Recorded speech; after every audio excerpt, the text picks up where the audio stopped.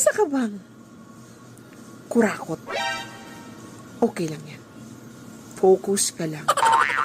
Wag na wag kang titigil hanggat hindi ka nagiging buhaya ni Malka. Wag kang mag-focus sa project.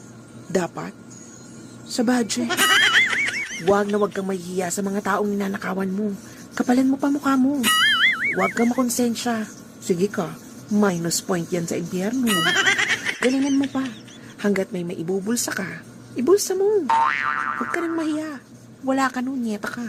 At kapag nakuha mo na lahat ng budget, ikain mo, ipang travel, ipambili mo ng bahay at lupa para makita mo yung katas ng nakurakot mo.